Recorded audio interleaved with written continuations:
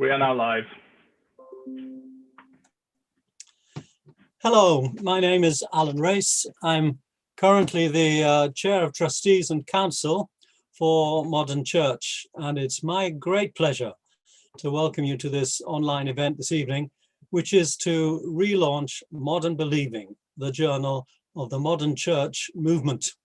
And we're very excited about this.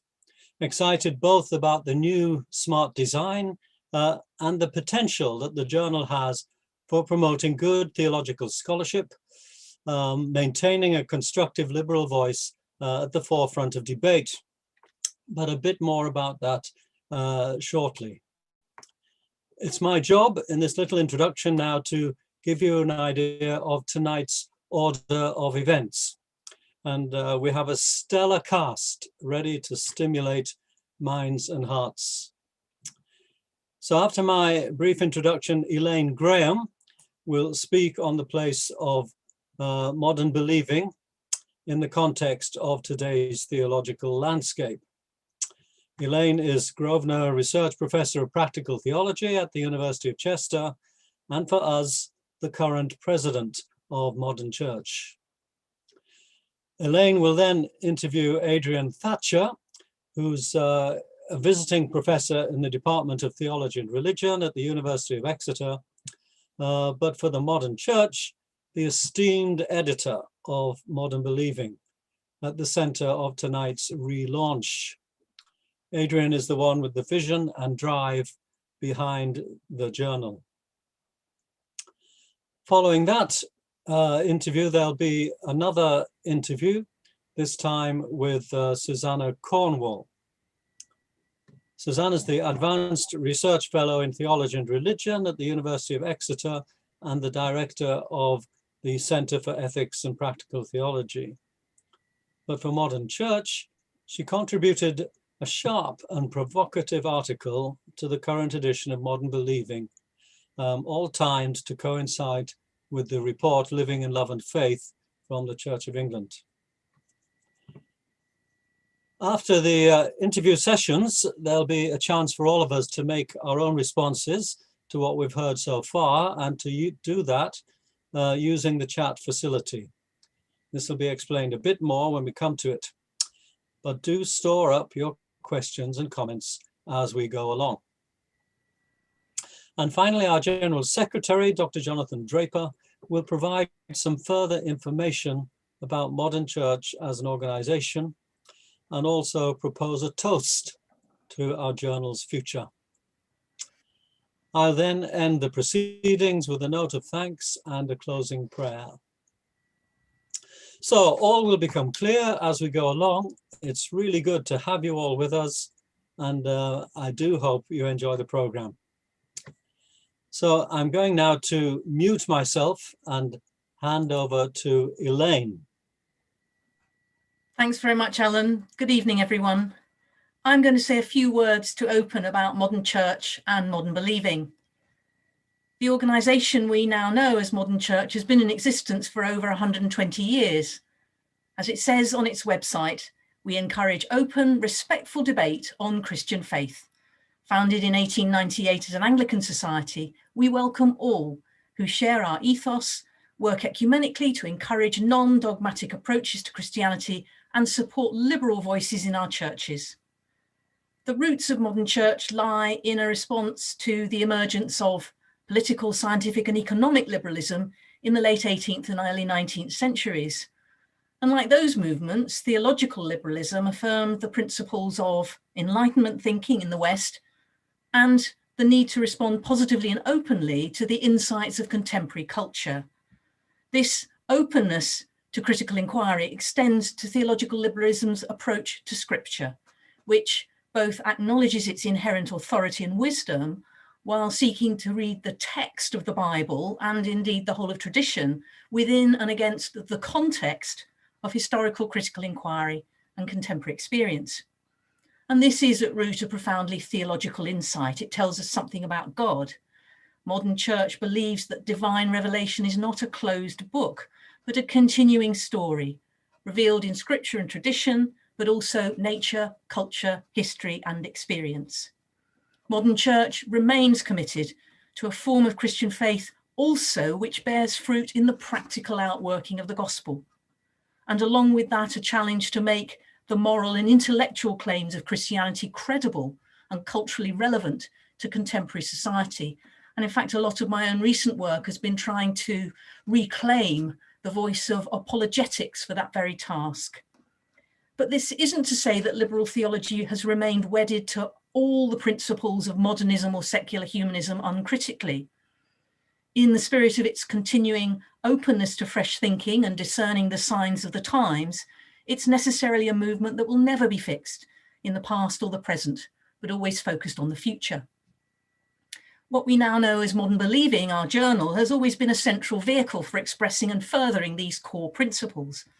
Founded in 1911 as the Modern Churchman, and interestingly, I turned back to an article published to mark its centenary a few years ago, written by Clive Pearson, who's a New Zealand contextual theologian based in Australia, who noted that its beginnings were far from auspicious, as its founder, Henry Major, had to put up a substantial amount of his wife's money on a project that many believed would fail, mainly due to scepticism that there was a market or a readership for such a venture. They were, of course, proved wrong. Major and the journal certainly had staying power, Major himself remaining as editor for over 45 years. And interestingly, again, turning to the archives, which are digitised on the Liverpool University Press website, his final editorial in July 1957 was entitled The Signs of the Times. But since then, the journal has ranged across most aspects of theology, doctrine, social ethics, church and ministry, biblical studies and church history. But gradually new concerns have been added, such as gender and feminism, marriage and the family, the media, science and religion, industrial mission, the role of the laity, feminist theology, arts and literature. But other topics as well: politics, social theology, social policy, new religious movements, environmental ethics, economics, and the ethics of war, peace, and disarmament have also featured prominently over the years. My own history with the journal dates back from the 1980s, when I was a graduate student at the University of Manchester, working with Tony Dyson when he was editor. And it's been a crucial part of my reading and a very central part, I think, of my own theological formation. And I think other people will be talking about the role the journal has played in their formation later on. So although the journal has been through a few changes of name, becoming Modern Believing, I think, in the early 1990s, and changes in editorial personnel, its changing subject matter has also reflected our changing times, but its core principles remain constant. Today, on its pages, it expresses these aims as follows: to publish fresh, constructive, tradition-informed, responsible, open-minded, challenging, and easily readable theology, and to keep its readers in touch with recent developments in all branches of Christian theology and with progressive accounts of Christian belief and doctrine in dialogue with other disciplines. And I think we can see those objectives of open critical inquiry and a conviction that the voice of God can be discerned in the world beyond the church, as well as in our shared and diverse Christian heritage. I spoke earlier about apologetics as something that we can rightfully reclaim. I think this is also about mission, because the church can't preach the gospel to the world if it doesn't first learn to understand the world for what it is in all its complexity. So why this relaunch? Well, as Alan has said, it's partly a redesign of the publication in keeping with the best of today's production values. But it's also an opportunity to reconnect with established subscribers and to attract new readers, people who are looking for exactly the kind of forum and approach to theology which this journal has long tried to embody and promote. And so I'm delighted to introduce Professor Adrian Thatcher, who is the current editor. Adrian, as you've heard, is Honorary Professor in the Department of Theology and Religion at the University of Exeter, author of many works in areas such as gender and sexuality, history of marriage, and how the Bible has been interpreted and misinterpreted in relation to those questions. And I want to join my words of thanks to those of others, to him for being the inspiration and driving force behind this relaunch. It's involved a huge amount of planning and negotiation on his part, but I think behind this also lies a considerable creative vision as well. So Adrian, welcome. And I just wanted to say thank you and to acknowledge all the work you've done and to congratulate you really on the achievement of Modern Believing 2.0. That's very kind of you, Elaine. Thank you so much. So let me ask you, Adrian, why is Modern Church relaunching Modern Believing? Well, it's all to do, I think, with our understanding better what our aims are now. And I think the trustees agree that Modern Believing should have an enhanced role in the work of what Modern Church does. And Modern Church exists to promote the advancement of the Christian faith for the benefit of the public. So not just for the church, but for the public. So it has to be open-minded and in the best sense, two-facing, both the church and of course the world. So the question was really, how best can we find an enhanced role for Modern Believing? And we had to overcome two problems.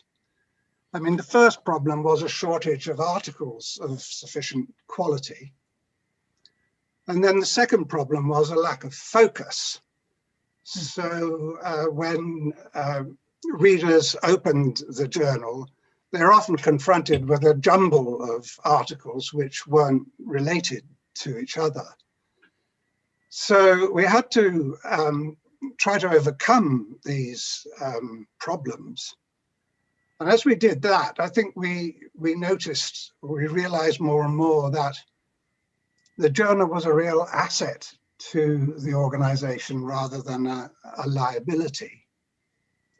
And so we went on and we decided that with a new policy and with new aims, the journal, if it was to be relaunched, would draw attention to itself, and we hope to attract new readers as well.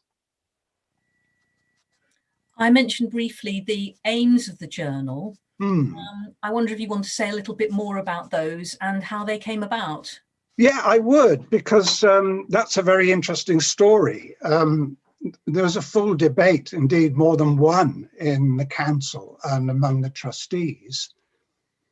And we also have a very distinguished editorial board. And of course, you and Susanna are on it.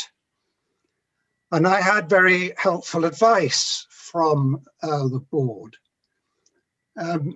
Initially, I was quite combative when I took over the journal.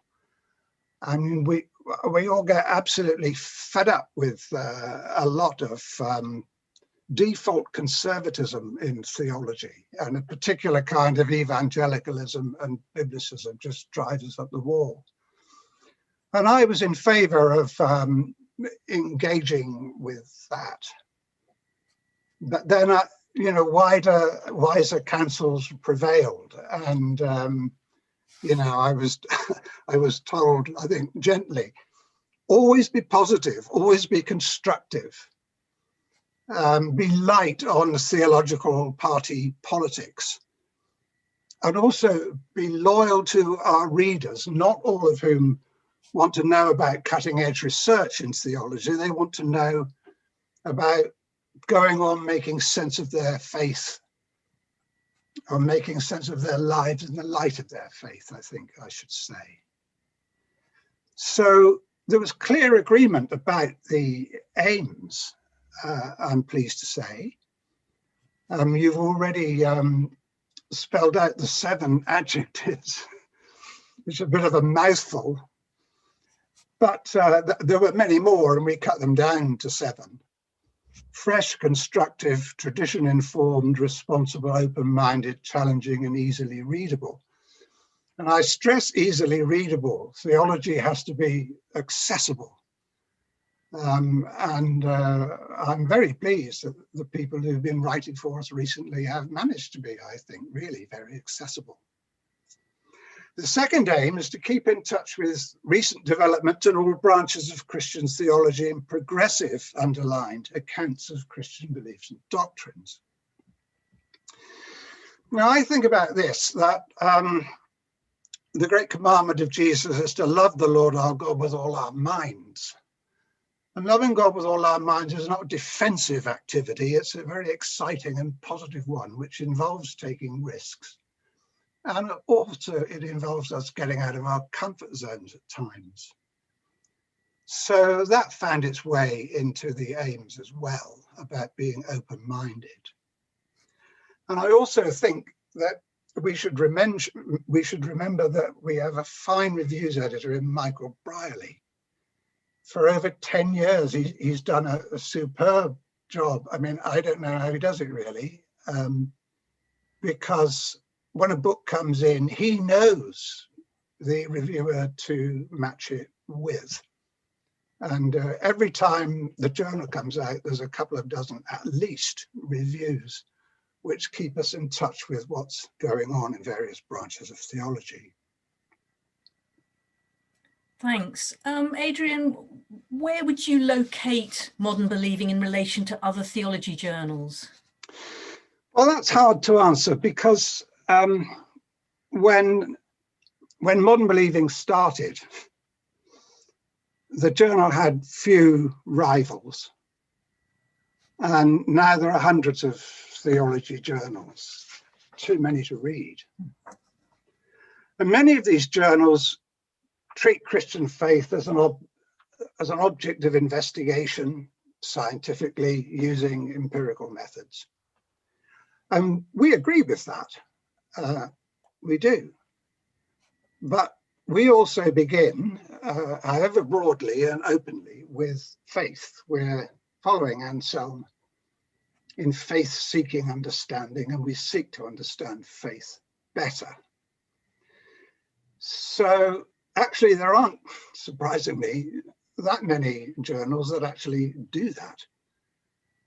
I think the journal most similar to ours is Theology, which is owned by SPCK, a Christian organization.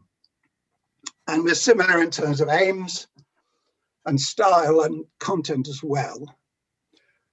I'd like to think that we're a little bit more adventurous, but we have a common cause with them and others like them. You say that you're moving towards inviting contributions rather than just waiting for things to arrive. Can you say a bit more about that? Well, yes, thank you. I mean, I'm absolutely delighted with the responses that I have had. I've asked really very well-known theologians to write on particular themes. And I've been really delighted, astonished sometimes at the success that I've had. So, for example, in the last edition in October, John Barton, Martin Percy wrote for us. For the current edition, we have Susanna and Chris Cook, Alison Webster and Tina Beardsley. And I've been able to plan actually for the next 3 years. The program is nearly full right to the end of 2023. And I never dreamt that that would be possible. But it's due to the generosity of people who sympathize with us and do actually want to write for us. So it's a really very happy story to tell. That's a great position to be in as an editor. Yeah. So do you want to give us a taste of what readers can look forward to over those next 2 or 3 years? Well, there's a lot to look forward to. So in April, we have an edition called Theology and the Sciences, Conversations Old and New. And again, we have some distinguished authors for that. Then in July, we celebrate the centenary of a famous controversy that happened in modern church about Jesus Christ. And we ask, as Bonhoeffer once did in this edition, who is Christ for us today? And then in October, we have an edition on post-colonial theology. Now, not everybody immediately might understand what that's about, but everyone who contributes to that edition will be from the 2/3 world and will be helping us reflect critically on the legacy we have left them. So we're going to hear from a range of people who are not European and are able to speak about Christianity in ways that we in Europe are perhaps less familiar with. And we have an edition on theology in the climate emergency that's coming up in a year's time, and already that is looking exciting and is connected in important ways to our conference, which we're holding in July. Very good. And the current edition is about an area close to your own specialisms of gender, sexuality, identity, and relationship, looking at the Living in Love and Faith report. Yes. About that. Yes, well, the current edition, as you say, is about that. And our conference in 2022, as it now is, will also be about it. We're a bit afraid that it will have a bit gone off the boil by then. So we might call it After Living in Love and Faith, but there's certainly enough to talk about after living in love and faith, and we'll be doing that in the 2022 conference. Elaine, thanks for your questions. That's very kind of you, and also for your introduction to the past and possible future of modern believing. I'm going to turn now to Susanna, who's been waiting patiently and I hope is out there in the ether somewhere. Welcome, Susanna. You can hear me, can you? I can hear you loud and clear, yeah. I'm pleased about that. All right, and I can see you now, good.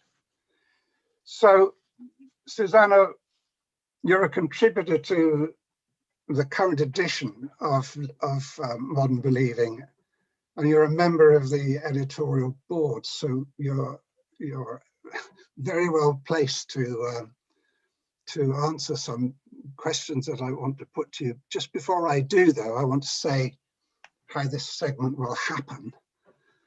So people who are watching can send in your questions by using the on-screen text box. I just repeat what Joe said earlier here. And then Joe will field them to Susanna or to Alan or to Elaine or to me.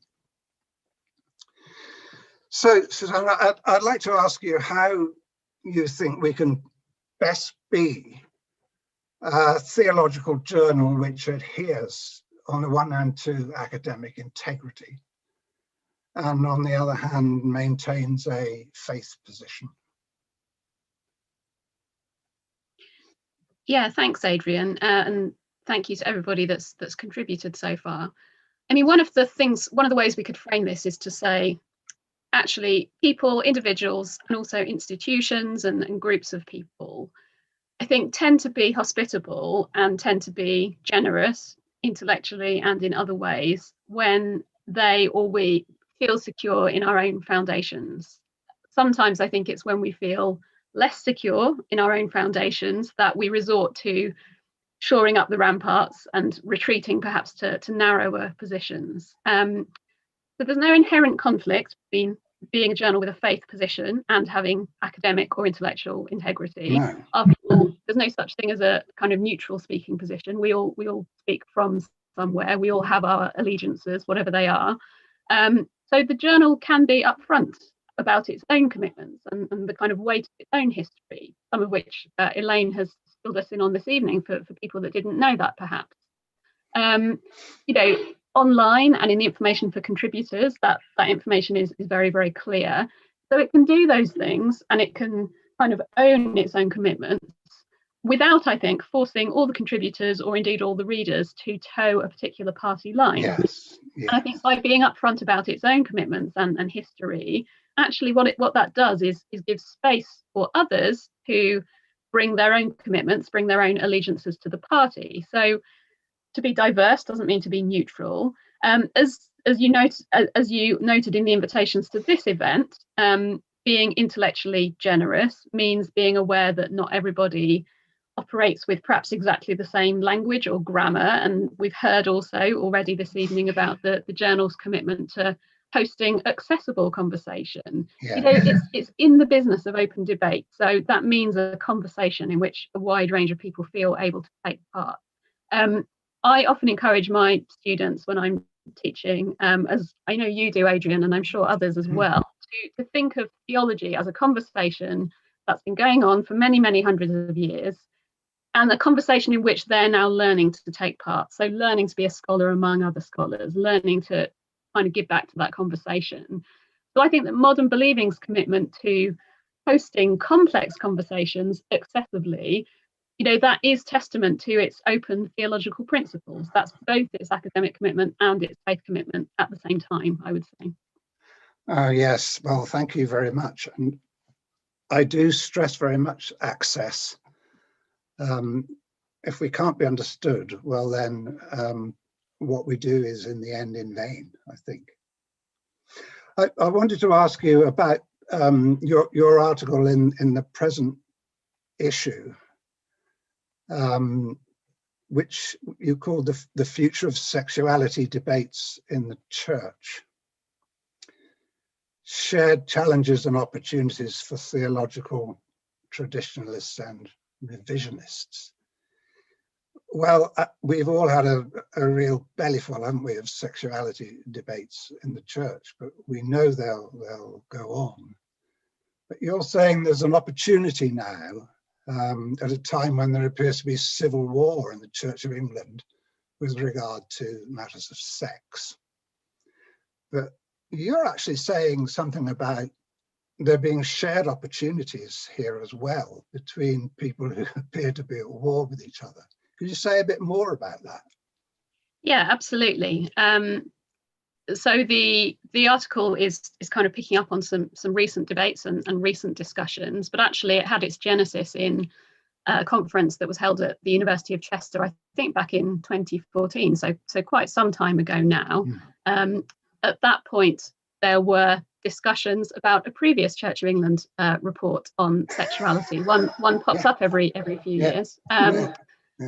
So I know that one of the things that has kind of particularly prompted discussions at the moment and have brought that kind of apparent civil war into focus has been the publication of Living in Love and Faith and the responses that has prompted. People that have seen the Modern Church website may have seen a few blog responses that have been written to about living in love and faith. One of them by Professor Dermot McCulloch.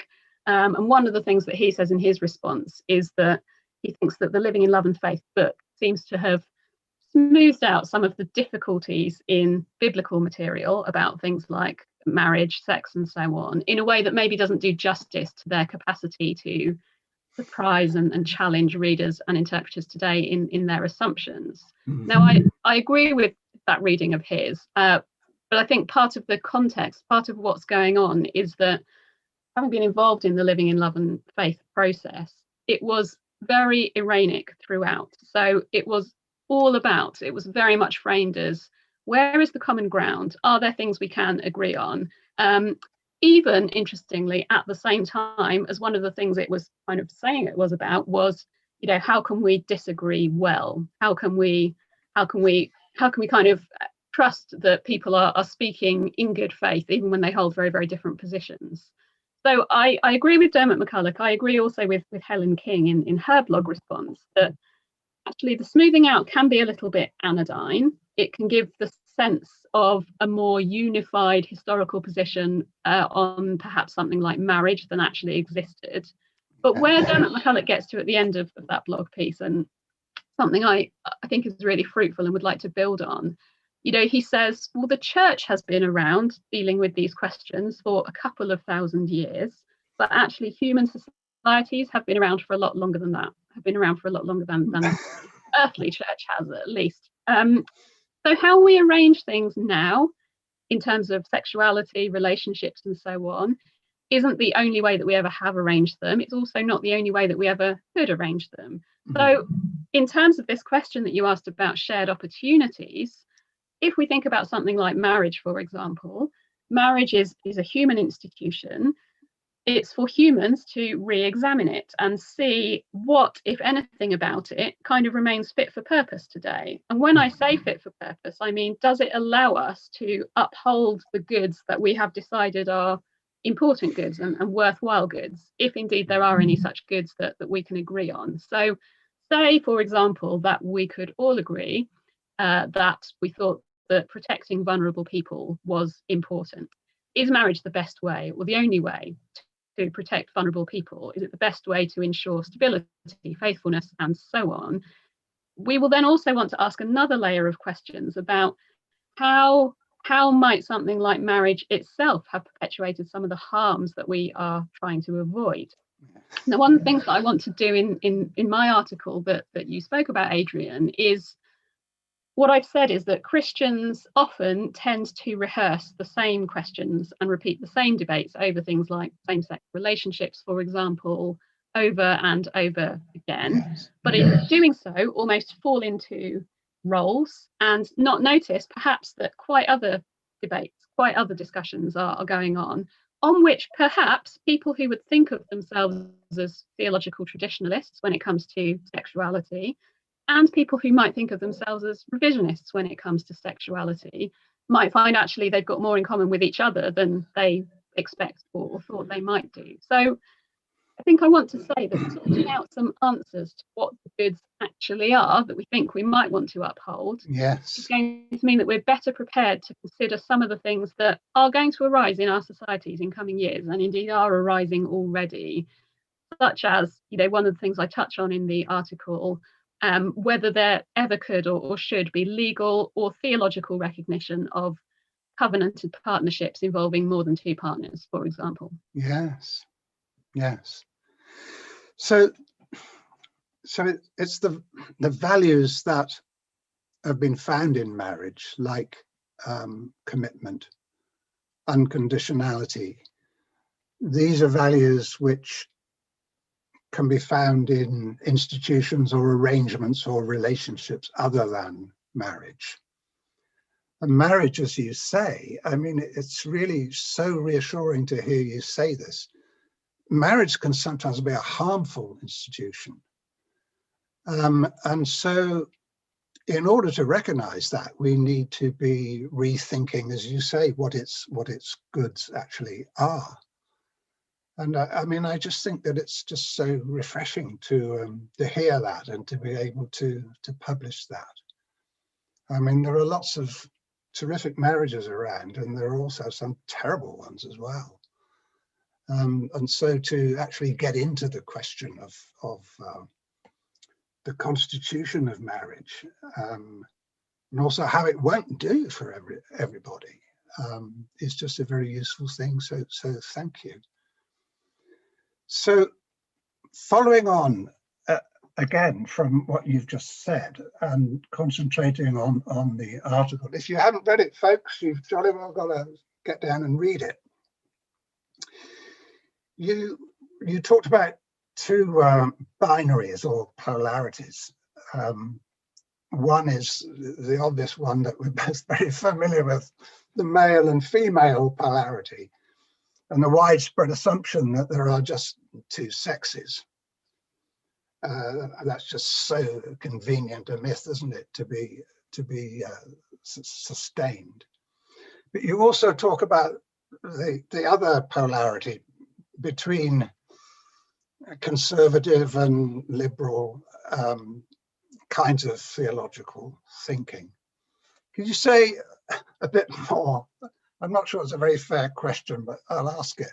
Can you say a bit more about, how you develop this comparison? Yeah.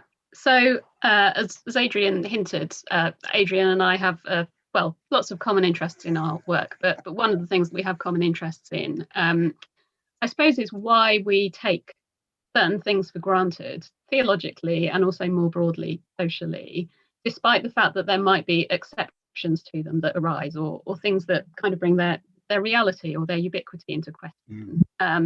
And in particular, one of the areas that Adrian and I both have interests in is the fact that the existence of people with physical intersex characteristics is just an obvious example that kind of shows that male and female sex as binary is not universal. Now, people will come to very different conclusions about what they think the significance of those exceptions are. Not everybody will say, you know, the fact that there are exceptions means that the whole binary needs to be called into question. But I think what I was hinting at in the article was to say, actually, I don't think that the traditionalist, revisionist, theological binary is any more stable or unquestionable than something like the sex binary or indeed gender binaries. There's ways in which things like sex and gender binaries are constructed, but we kind of socially reinforce them and we accede to them, sometimes voluntarily, sometimes less so maybe, because there are things about them that we find useful as individuals and socially. As humans, we're often very tribal. We like knowing where boundaries are. And I think that this pertains when it comes to those traditionalist, revisionist sort of parties or camps as well. We like belonging to tribes because we like knowing that actually we don't have to go back to scratch and interrogate every single belief or decision every time, because here is a group of people with whom we already know we have lots of the same beliefs, lots of the same convictions as we do. But I think where the problem comes is where actually the existence of the tribes kind of becomes its own good and becomes the motivator itself. Yes. Yeah. And when that happens, I think we find it difficult to see the grey areas. We find it difficult to admit, even to ourselves, areas where maybe we're closer to the group of people that we kind of don't identify with than the group of people that we tell ourselves that we do identify with. But we can't admit that.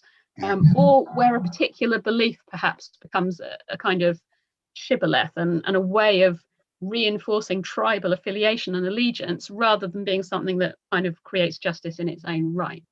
Yeah. What I want to say is that actually when we can see that things are more complex than we usually want to admit they are, that's when we can get to some hard but also perhaps some quite exciting and quite generative places.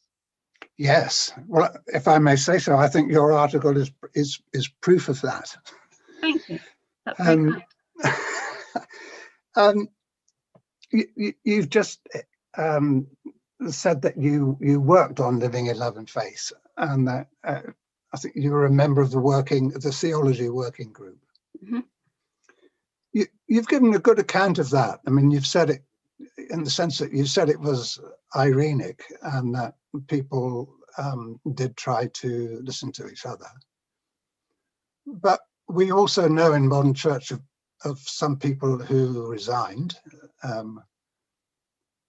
indeed friends, mutual friends who resigned because they didn't find that it was a safe place or that they were listened to. So overall, did you find the experience genial? But I think more important than that, can you say something about whether you feel your input is properly reflected in the book?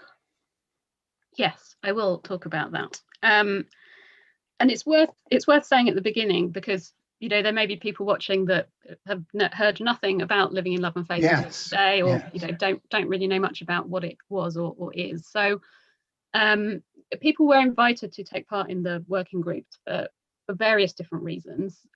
People were invited to take part because they had been open about the fact that they had a particular gender identity or a particular sexual orientation. People were invited because they had kind of openly acceded to a particular theological position, across a whole wide spectrum.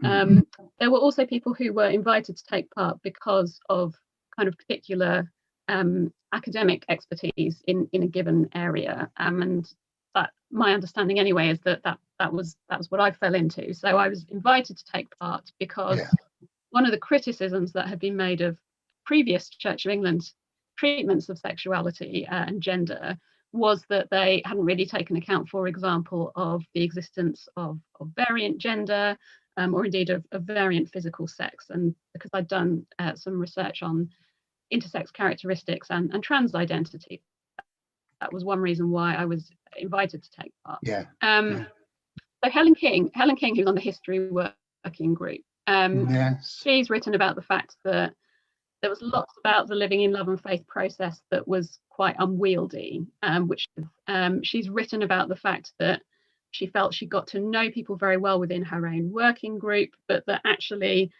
as the groups began to communicate with each other and the kind of conversation got bigger, it was difficult to replicate the same quality of conversation, because there is something that comes with sort of feeling that you know people, even if you have profound disagreements with them. Yes. Feeling that you know them, and perhaps you've chatted over lunch when we were allowed to chat over lunch, physical sandwiches, remember those? It's difficult to replicate that, the quality of conversation more widely. So I think that did chime with me in the theology group. In early meetings, I had a chance to, I think, share hopes and fears about the process, what might come of it, what might not come of it. Yeah, I'm losing you, Susanna. I can't hear you. Oh, can you hear me now? I can, yes. Okay. There was also an awareness from the beginning of Living in Love and Faith that it was at least hoped that it would not just treat the same old questions that people were very used to kind of thinking about. So, yes, there's lots in there about marriage and same-sex relationships, but that's not all it was designed to be about. Now, making it wider than some previous reports was a good impulse, but it's already a really, really long document. It's about 300 pages, I think, anybody that's seen it. So, Susanna, we're running out of time a bit. So, okay. Yeah. But please finish what you were saying. Okay. So, asking whether I feel that my input is kind of represented there, I think it would be almost impossible for everybody to feel that their particular area had been represented. I think if there are any topics which people can read and feel that they have not been distorted or kind of not had justice done to them, if there's anything where people don't feel that, I feel like that's a win. I think what I will say actually is that I think while Living in Love and Faith kind of on the surface is about sexuality and gender a little bit, but about sexuality, I think in reality it's less to do with questions about sexuality itself, and actually it's a lot more to do with how we have those conversations. How can we talk together?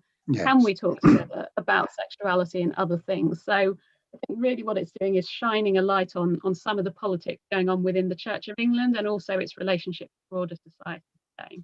Yeah, thank you, Susanna, so much. That was so helpful, and I'm so grateful to you for taking part and for answering so thoroughly. So it's back to Joe now, I think, in the hope that he has some questions to put to us.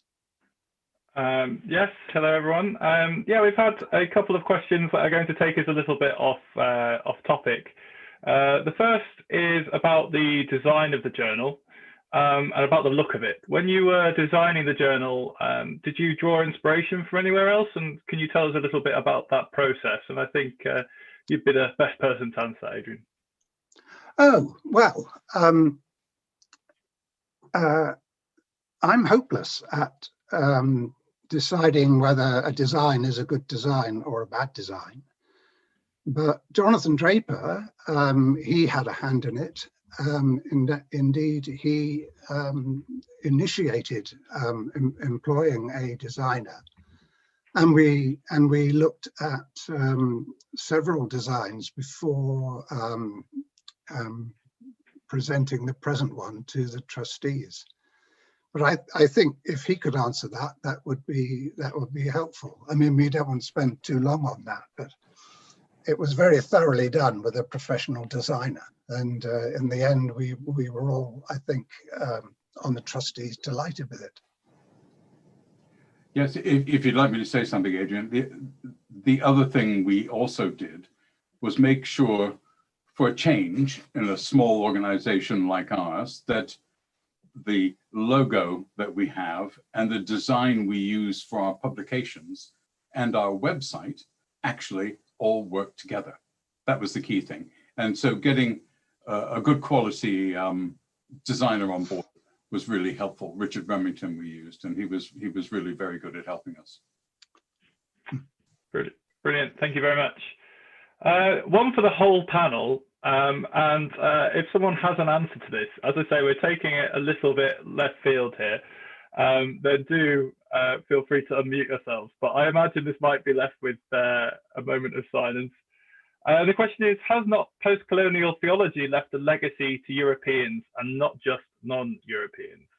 As I say, taking us a little off topic, but does anyone feel qualified to answer? I can speak to that if you'd like me to. I'm not involved in that edition of the journal, but I teach a module on post-colonial theology, and it's framed very much as, I don't know who the questioner was, but framed very much like that. That actually the term post-colonial is not to do with simply a time since colonialism finished, because actually the legacy of colonialism continues. And actually one of the things that post-colonial theology is about saying, actually, what are the things that we all kind of have to carry with us as a result? What are some of the dynamics that have got kind of, you know, long historical fingers, but are coming into the present? So, you know, it's great to hear that the contributors to that edition are kind of themselves coming from beyond the West. But I think people sometimes think of post-colonial theology as something that can kind of be hived off and not kind of touch the mainstream conversation. But my understanding would be certainly that this is a kind of multi-directional relationship. And actually, you know, we've been thinking a bit about sexuality this evening, actually is about saying, how are some of the dynamics that are going on now around questions of sexuality, the Church of England's relation to the global Anglican Communion and so on these questions, you know, how do they themselves stem from this colonial history that we are all entangled in? I don't know if anybody else has anything to say.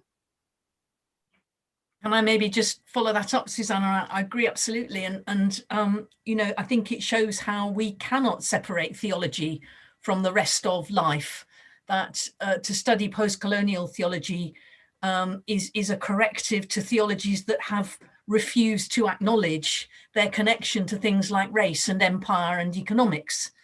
And so, you know, to start to look at how theology always bears the fingerprints of its interpreters or its human mediators is just, it's good theology, full stop. And it takes me back to what you said about your students, you know, entering the conversation, learning to think theologically is about identifying how those issues can never be disentangled from how one speaks of God or the divine. Brilliant. Any more to add before we move on to our next question? Anyone else? Wonderful. Sonia asks, and this is a question for Susanna, what might we learn about different models of relationships from other faith communities other than Christianity? Thank you. What a brilliant question. I mean, one of the things that I talk about in the article that's in the new edition of the journal, there's a legal scholar called John Witter, John Witter Jr., who kind of does a lot of work in jurisprudence and this kind of area. And he's one of the people that says that he thinks one of the biggest challenges to kind of not only Christianity as a belief system, but about kind of Western democracies that are kind of built culturally on Christianity in various ways, is this whole thing around kind of families being organized around kind of one single heterosexual marriage and all the kind of the power assumptions and so on that stem from that.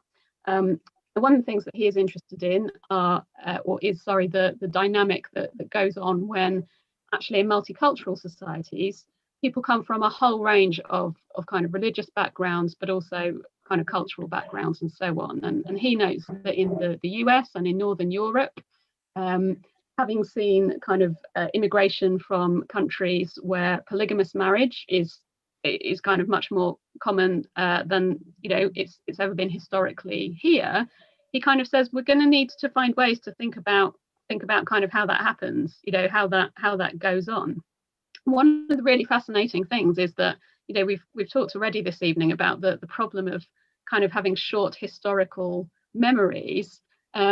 Christianity working out what to do when it encounters marriages involving more than two spouses is not a new thing. You know, this was going on when Bishop John Colenso was a missionary to certain countries in Africa where polygamous marriages were very, very common. And he had to make a pragmatic decision about whether to kind of go in and say, right, well, if you're converting to Christianity, then you are going to need to kind of abandon your polygamous marriages because that is not in line with Christian teaching. And actually, he took a different line and he said, I'm really aware that if I come in and sort of throw a bomb into these societies, there are going to be a lot of women and children in particular who end up very vulnerable as a result. And so, you know, it's not that he thought polygamy was a great way to order societies, because he didn't. But what he said was, actually, it's the way that this society orders itself. It can't be kind of the deciding factor here. We need to, as I was hinting earlier, look beyond and say, what are the goods we want to uphold? If one of the goods that we want to uphold is kind of stability and care for people who are economically vulnerable and so on, well, in this society, that seems to be a way to do that. So, you know, that's one example. But, you know, I think I'd want to kind of sort of push back slightly at the question and say, actually, it's not simply about learning from other faith traditions, but it's about saying what is going on for the many, many people, particularly in Britain, who have no faith allegiance, who don't identify with any particular faith tradition. How are people organising their kind of sexual and intimate and family relationships? What if we did not start from the point of assuming that those are kind of problematic or inferior ways to order things in some way, which doesn't mean saying that they're all kind of equally fruitful or equally good for the people who are in them. But again, start by asking those questions. You know, what are the foundations that we can agree on? Fantastic. Thank you very much. We're quite tight on time, so I will end the questions there, and at this point hand over, I believe, to our General Secretary, who will tell us a little bit more about getting involved.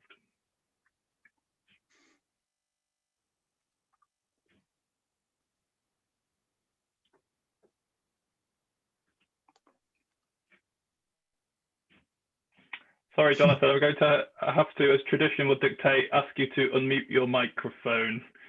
You can't get through a Zoom chat without saying those words once. There we are. I'm unmuted. I'm sorry about that.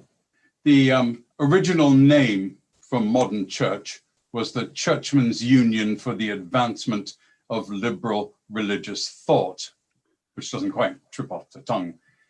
It then became the Modern Churchmen's Union, and after other iterations, it's now Modern Church. And as Elaine mentioned, since 1911, it's published a journal, then Modern Churchman, once MC, and now Modern Believing. When I was a PhD student in Durham, I knew the journal long before I knew of the organization behind it. I was studying one of the great liberal theologians in Germany in the 19th century, Albrecht Ritschl. And I could dig out references to him and his work in the journal, which were helpful to my research.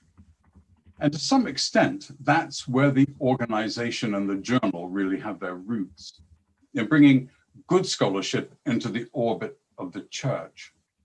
It may have been Anglican in the beginning, but we're more ecumenical than that now, and are glad to have contributions from great scholars anywhere. Membership of Modern Church is also a subscription to Modern Believing, and I might say also to our other publications, Signs of the Times. And membership brings with it not only modest benefits, such as a discount on our annual conference, when we're allowed to hold one in the flesh again, but also gives you entry into a network of people across the country and beyond who see theology as significant and worthwhile. Unlike a lot of church-related organizations, Modern Church doesn't have a statement of faith or some such to which you also have to subscribe. We work on the basis of an ethos, of commitment to truth wherever it comes from, of engaging with the world around us, of making theology accessible of being respectful and willing to learn and change. All of this is reflected in the new approach that we've heard from Adrian Thatcher and what he's bringing to Modern Believing as its editor, and the work that's being published.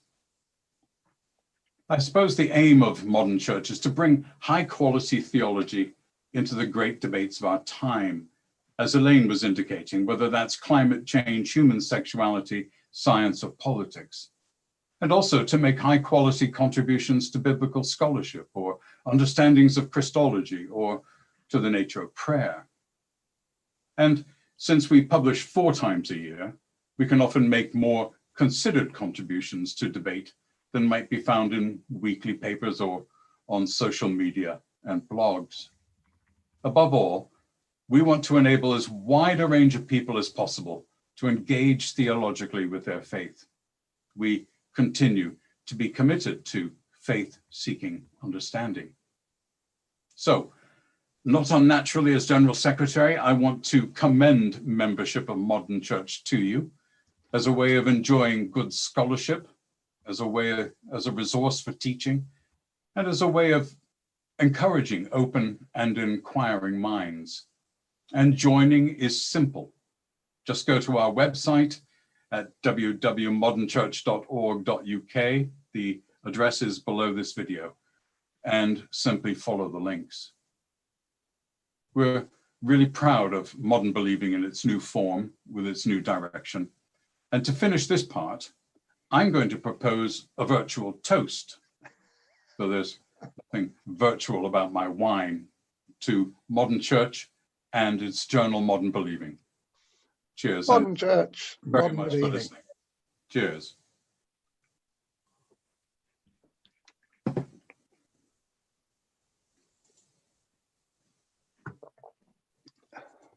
Alan, back to you.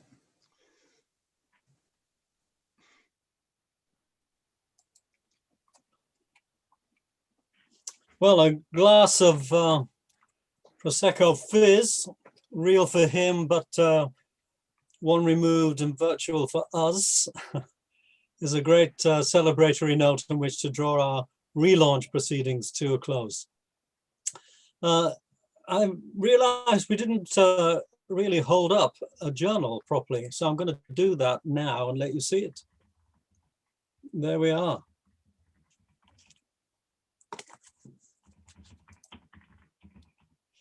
So I need to thank everyone for attending this event, virtual, but I hope real in some sense. And those who are inquiring about Modern Church, I mean, please do follow up with a visit to the website or get in touch with one of us if you like to engage with a real human person. Thank you to those who stimulated us with their presentations and discussions, Elaine Graham and Susanna Cornwall, Adrian Thatcher, Jonathan Draper. You can add me to that list if you want.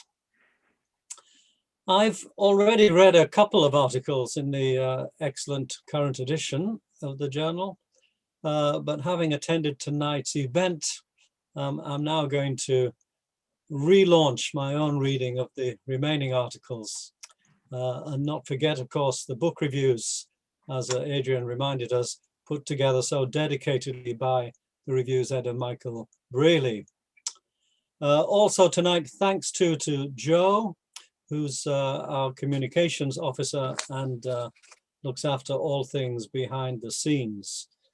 These days, everybody needs a Joe. Am I allowed to say that? He won't mind. I'm going to end though with a prayer, and I've chosen something from the book Prayer at Night by Jim Cotter. Jim of blessed memory and fond memory for many people. Those who knew him will know he would have wholeheartedly, I think, approved of Modern Believing and tonight's discussion on the issues of gender and sexuality and the future of all that.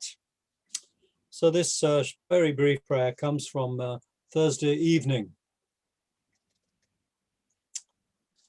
O thou most holy and beloved, my companion, my unicorn, my guide upon the way.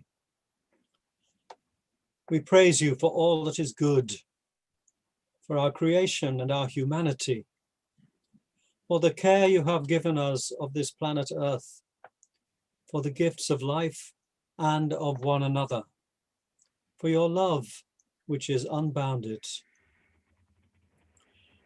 Refine us with the flame of your Spirit, cleanse us with springs of living water. Save us with words of forgiveness and peace. Make us whole, steadfast in spirit. Broken are our bones, yet you can heal us, and we shall leap for joy and dance again. Thank you, Jim. Thank you again to all of you. Be well.